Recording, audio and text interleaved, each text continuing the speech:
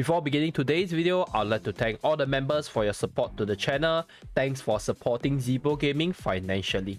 And I also like to welcome the new member, George SYN, to the channel. Thank you so much for supporting me, bro. In case you do not know, you can become a member of the channel by clicking on the join button on the PC version of YouTube, and you can look at the various perks available in the different tier and choose to support Zebo Gaming based on your personal financial capabilities. And I also like to thank these viewers for your super chat donations during my YouTube live stream.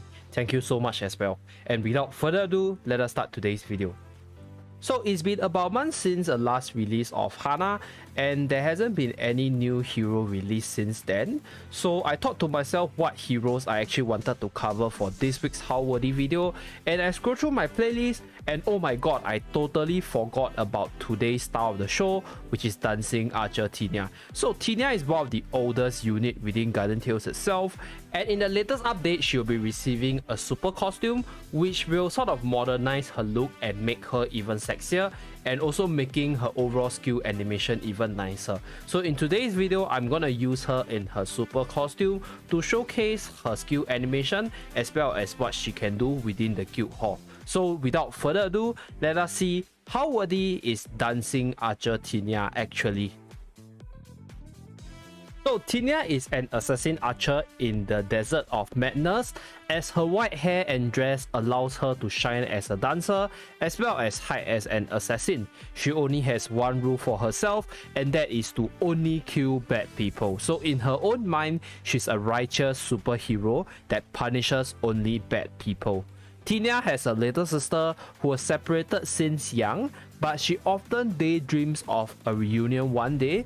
So it is not common for the story of a unit to indicate another member if they are not gonna appear in the future. So there's a potential that Tinia's little sister could be a future unit that will be released in the game, depending on whether or not the developers remember her backstory. So Tinia's stats ranking based on level 83 heroes are 24 for attack, 23rd for HP, 39 for defense with a crit chance of 3%. So Tinia's stats by today's standard is pretty mediocre, although when she was initially released, I think Tinia was really powerful because her stats numbers were very high back then with the small hero pool, and her party buff is range attack plus 50% or range damage plus 50% depending on how you phrase it. So this ability is probably one of the best ability from the past till date. So yeah, that's why I think Tinia till this day is still very viable. So Tinia's normal attack, Wind Arrow, allows her to shoot 3 arrows at once, and this 3 arrow allows her to deal damage in a cone area. However, do take note that her normal attack, which is Wind Arrow, is unable to pass through walls nor terrains. She also has the possibility to shoot out a more powerful arrow to longer distance with a 30% chance. Her secondary ability, which is Desert Arrow, allows her to jump in the air and shoot out the arrow, and then once the arrow hits the target, it allows her to carve a Tinia symbol on the enemy, and this will decrease their defense by 10%, and this effect can be stacked up to 2 times. Tinia's chain skill is known as Storm Arrow, so this skill is pretty straightforward. It deals 300% DPS to the target, and it inflicts additional 150% of DPS based on the number of times Tinia carves her symbol with the Desert Arrow skill. So more symbol, or rather 2 times stack of symbol, will allow you to deal maximum damage on the chain skill, and if you combine it with her ability to reduce the defense of the enemies, this makes it such that her chain skill is gonna hurt by a lot. So her special ability Windmaster allows her to increase her attack speed by 30% for 3 seconds whenever she uses the Desert Arrow skill.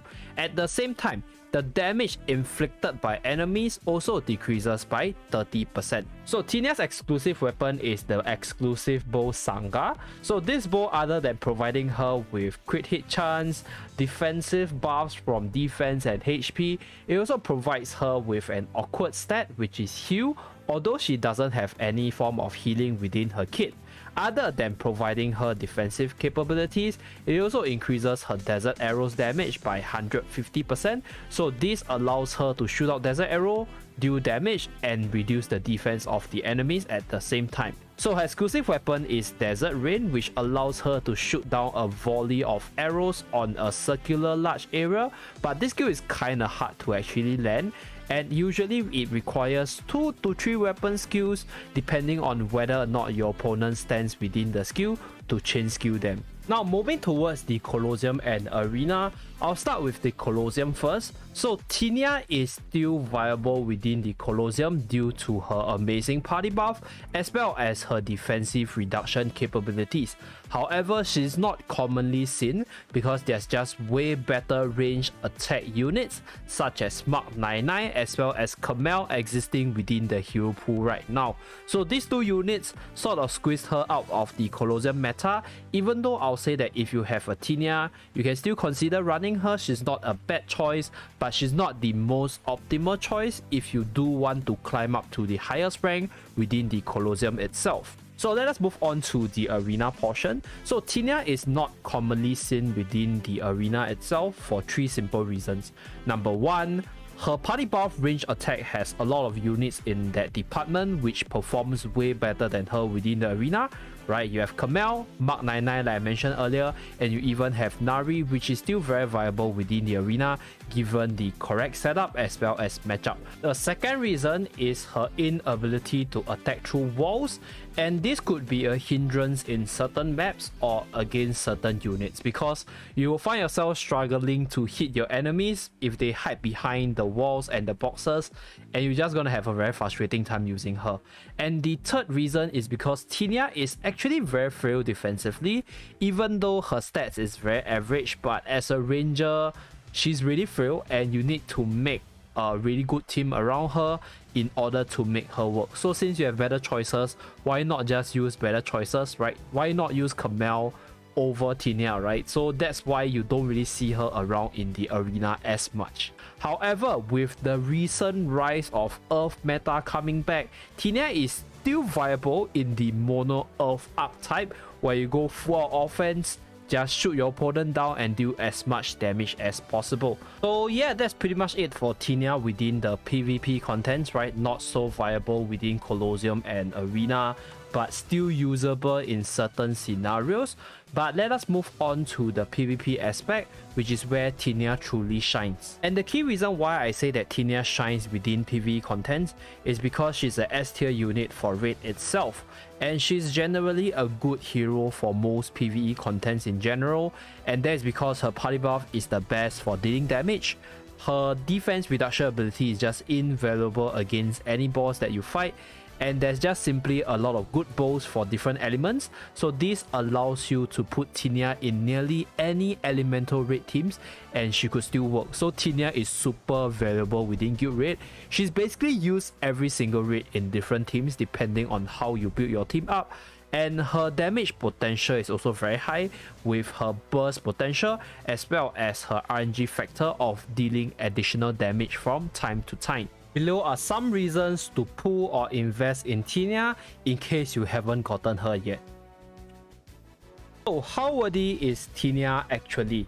In all honesty, in terms of PvP side, not really. She's pretty much power crept by a lot of different units, so she don't see much use there. But just off the fact that she can be used in every single raid, just by tweaking your team a bit, this makes her a high S to SS tier unit in terms of the PvE content, because other than Nari, other than Camel, Tinia is probably the third unit that can see use in nearly every single raid, because range is the best team setup for guild raid itself, and most people will run range teams, so you can use Tinia in nearly any range teams, and this makes her a worthy unit just for raid purposes alone. So on top of that, her super costume is pretty amazing, right? The animation is really nice.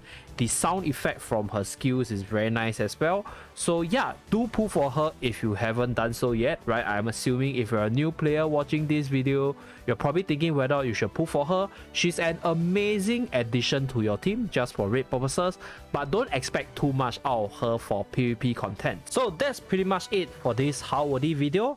And I think Tinia is the last of the older unique heroes which I haven't covered yet. So I do have plans to remaster some of the older heroes how worthy video, because the unit actually changed a lot due to recent buffs or recent changes in terms of hero introduction, or new mechanics being introduced in the game. So do let me know down in the comment section below which units you would like to see first for higher priority of appearance. And thank you very much for watching. Do remember to like and subscribe in order to see more videos from this channel, and do take a look at the membership tab to see what perks you are interested in and support the channel financially if you have the capabilities. I'll see you guys again in my next video. Bye guys.